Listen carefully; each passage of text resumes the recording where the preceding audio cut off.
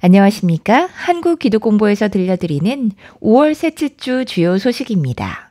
영남권 대형 산불 피해 복구를 위한 대한예수교장로회 총회 모금액이 28억 원을 넘어선 것으로 집계됐습니다. 총회 사회봉사부는 지난 4월 30일 모금을 공식 마감하고 교회 및 단체, 개인 포함 1,197곳으로부터 28억 4,099만 5,091원을 접수했다고 밝혔습니다. 마감일 이후에도 추가 입금이 이어지고 있어 최종 모금액은 더 늘어날 전망입니다. 산불로 인한 교단 산하 피해 상황은 5개 노회에서 교회 84곳, 449개 가정이 피해를 입은 것으로 파악됐습니다. 총회 사회봉사부는 구호 모금이 마무리됨에 따라 향후 구호금 배분 및 사용 방안을 피해 지역 노회들과 협의 중입니다. 이와 관련해 김영걸 총회장은 12일 총회 창립 100주년 기념관 회의실에서 영남 산불 회복 방안을 위한 간담회를 열고 총회 차원의 체계적 지원을 위한 창구 일원화 방안을 논의했습니다. 김 총회장은 재난이 발생하면 각 교회나 단체의 개별적 지원도 중요하지만 총회를 중심으로 한 일원화된 체계가 있으면 중복 지원이나 소외 발생을 막고 보다 공정하게 재난을 극복할 수 있다며 전국 교회들이 총회를 믿고 모금을 일원화해 준 것에 대해 깊이 감사드린다고 강조했습니다.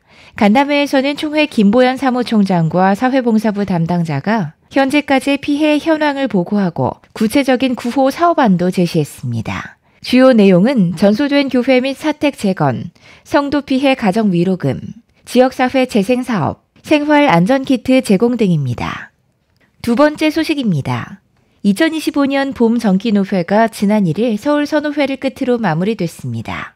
총회 산하 69개 노회 중 김제노회를 제외한 68개 노회는 지난 3월 18일 남원 전서노회를 시작으로 한 달 반에 걸쳐 순차적으로 회무를 진행했습니다. 각 노회는 제110회 총회를 앞두고 총대 선출, 부총회장 후보 추대, 목사 안수와 공로 목사 추대, 헌의안 결의 등 핵심 안건을 다뤘습니다. 총회 부총회장 후보 추대는 3개 노회에서 진행됐습니다. 서울노회는 서울숲교회 권희영 목사, 서울 강북노회는 주하늘교회 이정원 목사를 목사 부총회장으로, 진주 남노회는 진주대건교회 전학수 장로를 장로 부총회장으로 추대했습니다. 권 목사는 복음 안에서 하나 된 책임 있는 지도력을 강조했고, 이 목사는 세대를 살리는 회복의 리더십을 제시했습니다. 또 전 장로는 연합과 일치, 기도하는 부총회장을 내세우며 교단의 변화와 방향을 모색했습니다. 이번 노회에서는 제110회 총회 총대 선출이 이루어졌습니다. 총대는 노회 정수에 따라 공천되거나 투표로 선출됐습니다.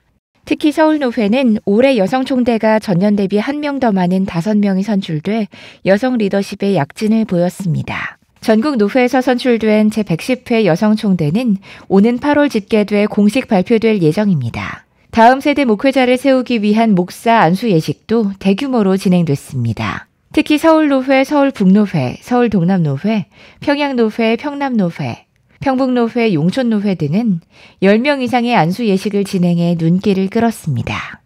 다음 소식입니다. 총회 임원회는 지난 4월 28일부터 5월 8일까지 영국 선교지를 순례하며 신앙과 역사, 미래 세대를 향한 선교적 비전을 되새겼습니다.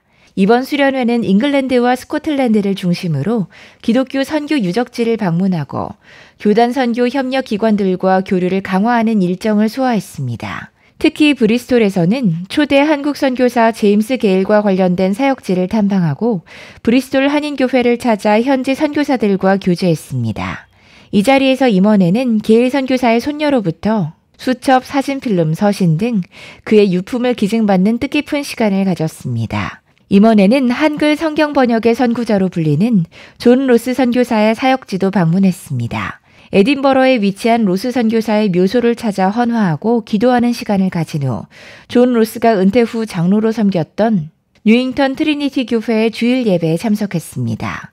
이 자리에서 김영걸 총회장은 인사말과 함께 대한성서공회가 번역한 새 한글 성경을 전달하며 존 로스 선교사의 성경 번역 사역에 업적을 기렸습니다. 총회는 이번에 기증받은 유품을 복원하고 체계적으로 보존해 한국교회 선교 역사 교육과 다음 세대 신앙 계승을 위한 자료로 활용할 계획을 구상 중입니다. 특히 게일 선교사의 수첩과 서신이 담긴 내용을 분석해 한국어 성경 번역 과정과 초기 한국교회 목회 사역, 선교 현장의 생생한 기록을 학문적, 신앙적으로 재조명할 계획입니다.